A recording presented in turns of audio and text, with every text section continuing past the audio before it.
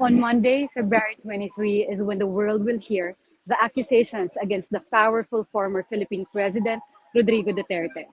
I am Lian Buan and I'm reporting live here from the International Criminal Court in The Hague, Netherlands. And behind me, what you see is a protest action of human rights advocates and several victims of the war on drugs of President Duterte in anticipation of the confirmation of charges hearing starting tomorrow.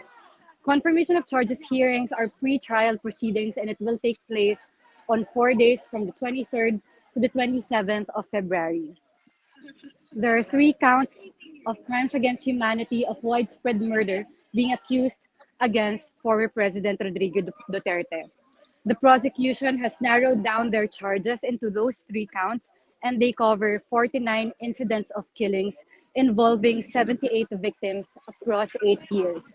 Mula yan noong 2011, nung mayor pa ng Davao City si former President Rodrigo Duterte hanggang 2019 noong Pangulo na siya. 2011 to 2019 lang ang time period dahil ito yung mga taong miyembro ng International Criminal Court ang Pilipinas. The ICC, as you see behind me, is an extraordinary court. It is based in the Netherlands, but it's not a Dutch court. It is a global institution that tries the gravest of crimes against allegedly the worst of people. And Duterte is accused of being one of them. Duterte is not only the only Asian in custody, he's also one of only 3 suspects in custody right now at the ICC.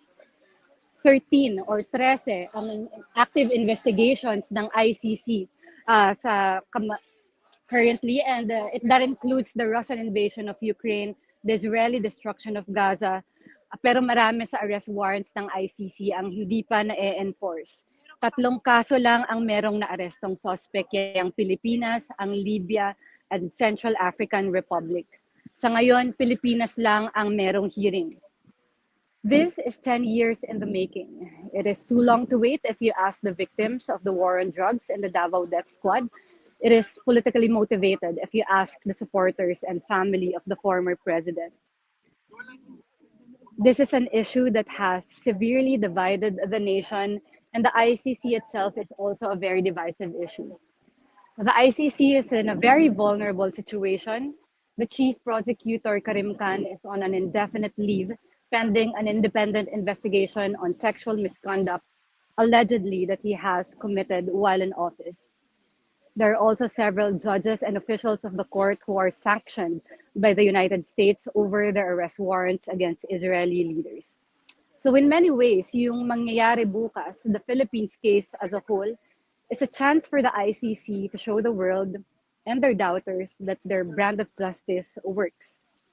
It is a busy day in The Hague. As you can see, the ICC is distributing badges to accredited press and NGO workers. As you can see, there's a protest action behind me, and we've just attended a press conference of victims who had flown in from Manila. And a few kilometers away from here is the detention center where dozens of supporters of the former president gather every day from 10 a.m. to 6 p.m. in a cordoned off area in front of the prison that they have named the Duterte Street. But Duterte will not be present in the hearings tomorrow. He has pulled off a very rare instance that a suspect is excused from attending his hearings despite being in custody. Duterte's lawyer, Nick Kaufman, has told me that he will spend the rest of the day preparing for tomorrow's hearings. I had the chance to talk to Nick Kaufman for a bit at the court on Friday, where I asked why he would not want to show his client to the world so that he can prove that he's indeed telling the truth, that the 80-year-old president turning 81 soon is cognitively impaired. Here is an excerpt of my conversation with Nick Kaufman. The former president yesterday, how is he? He is, as usual, in good spirits. He is afflicted with all the conditions one would normally expect of an 80-year-old, and his medical history is really not much of a secret any longer, given the fact that it's been extensively litigated and all the various medical reports have been analysed and dissected in court documents. Well, some say, wouldn't you want him to appear to show the people that you are in fact telling the truth, that is cognitively impaired? I can assure you that he's considerably weaker, considerably frailer, considerably greyer He has collapsed at least twice whilst he's been in detention. That's not a secret. I've already mentioned it to the media. It's already been mentioned in court documentation. He is not what he was when he was illegally renditioned to the court. And his mental condition, as I've told you, has been extensively litigated.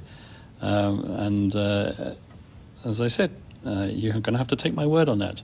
And I don't wish to present someone like that out of respect for him to the world, just so that he can have a finger wagged at him by legal representatives who rolled up at the court a few days ago, have not been exposed to the evidence, and are effectively going to be making some ceremonial declamatory speech about what happened during the years that Mr. Duterte was the president of the Philippines and the mayor of Davao. Okay, you mentioned the legal representatives for victims. The PTC has also just denied your request to disqualify them. Reaction to that, and also reaction to what advocates are saying that these requests are delaying tactics on your part? Well, they're certainly not delaying tactics, because I never asked to delay the confirmation proceedings as a result of my application to have those two legal representatives disqualified. There are 3 members of that legal representatives team, one of whom is Paulina Masada. She's been involved in the case for a substantial amount of time, and quite frankly, she has a far better understanding of the evidence and knowledge of the evidence than these 2 legal representatives who have virtually no knowledge of the evidence. Just your reaction to the response of the prosecution to the waiver, specifically when they said that you continue to misrepresent the written records. I think they've mentioned that in some of their earlier responses to you. Yeah, well, the prosecution always talk about counsel misrepresenting, about the vice president misinforming. Quite frankly, I've read their evidence, and I think the whole prosecution case against my client is a big misrepresentation of the truth. But then I'm not going to litigate it now. I'm going to litigate it in court.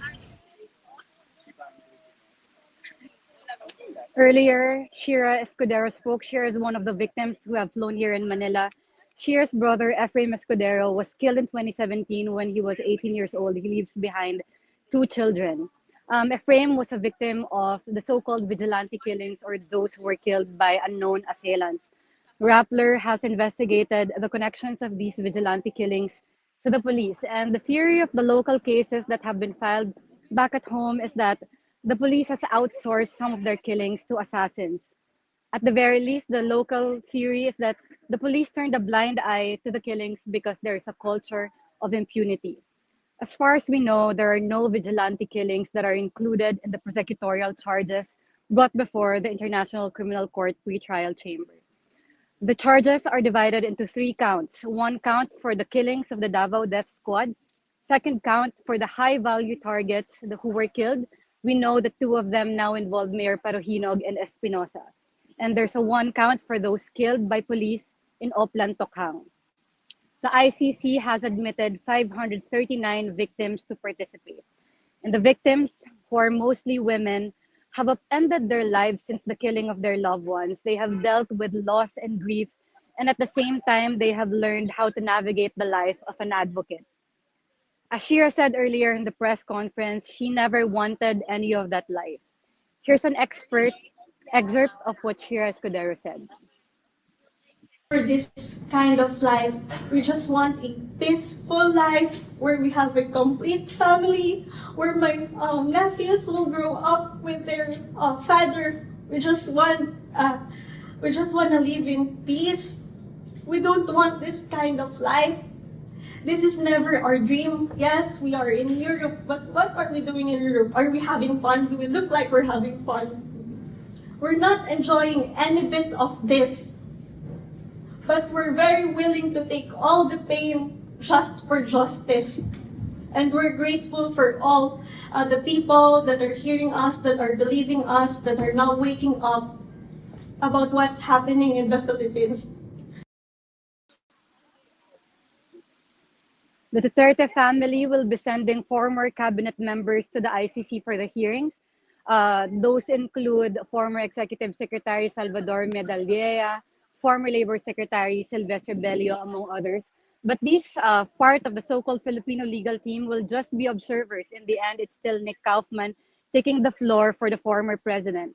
One of Kaufman's associate is French lawyer Dov Jacobs, who is an expert on jurisdiction.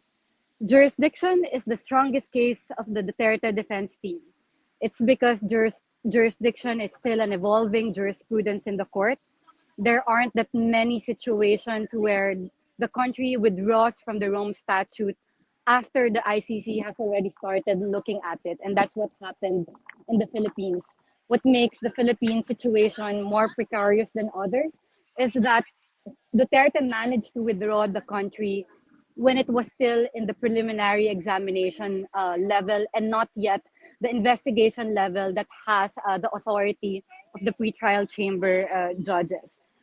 Last year, though, na-affirm na ng pretrial chamber na meron silang jurisdiction sa kaso sa Pilipinas. The reasoning of the judges at the time was that there is jurisdiction if the alleged crimes happened in those times that the Philippines was a member of the ICC. But in all issues, the defense has a chance to appeal, and they have, and that appeal is still pending. But I've talked to many world experts beforehand, and all unanimously say that they are expecting the charges against Duterte to be confirmed, in part because Duterte has publicly stated that he has commanded his policemen to kill. All of this is a new experience for all Filipinos, even the most veteran of the human rights lawyers. The dictator Ferdinand E. Marcos never had to face this kind of court. We joined the ICC back in 2011 in a bid with the rest of the world to never again let atrocities happen. But we also live in a world where there's massive denial of those killings and that they never happened in the first place. And for those people who recognize that many people were killed, they believe that the victims deserve to die. The hearing is for all the parties to lay out their arguments to the world, but it's also a collective reflection for Filipinos on what values we hold and what are we willing to tolerate. Join us tomorrow. Join us tomorrow starting 4:30 p.m. Manila time for a panel on the confirmation of charges hearing. I will be reporting live from inside the International Criminal Court. My colleague Michelle Abad will be reporting from outside the prison to see how the Duterte supporters are reacting to the hearings, and will bring you more interviews, context information, and breaking news as they happen. Once again, tomorrow is the confirmation of charges hearing. It is a historic pre-trial hearing against the former Philippine President, Rodrigo Duterte. This is Lian Buan, Rappler, The Hague.